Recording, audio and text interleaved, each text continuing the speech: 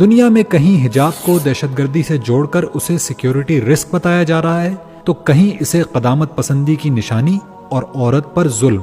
یوں مسلمان خواتین ایک عرصے سے اسلاموفوبیا اور امتیازی رویے کا شکار ہیں۔ مسلم حجاب سے مغرب کی نفرت کا اندازہ اس واقعے سے لگایا جا سکتا ہے جو 2009 جرمنی میں مروہ الشربینی کے ساتھ پیش آیا، جو ایک حاملہ مصری خاتون تھی جنہیں ان کے حجاب کی وجہ سے ہراساں کیا گیا، دہشت گرد کہا گیا اور ان پر مغلظات بکی گئیں۔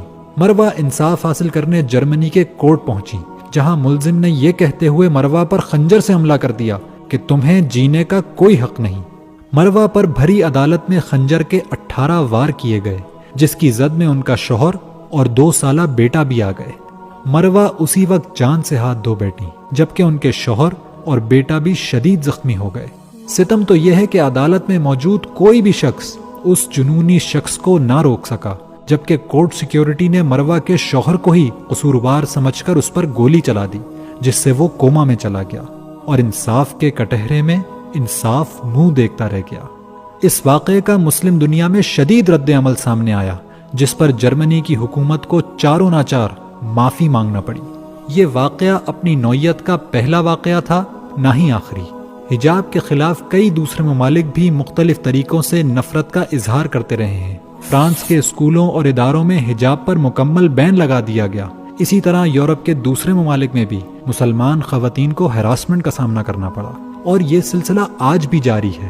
انڈیا میں لگنے والا حجاب بین بھی اسی سلسلے کی ایک کڑی تھی۔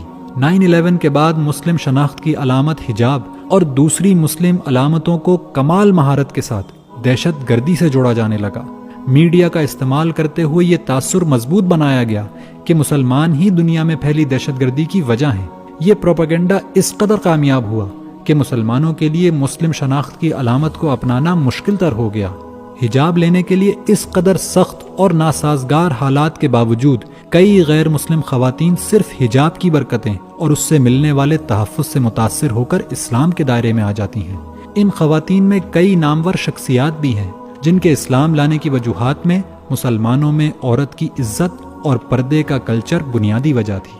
اصل بات یہی ہے کہ جس نے پردے کے فلسفے کو سمجھ لیا، وہ جان گیا کہ یہ محض کپڑے کا ایک ٹکڑا نہیں، بلکہ حیا کے رنگوں سے مزین زندگی کا طرز عمل ہے۔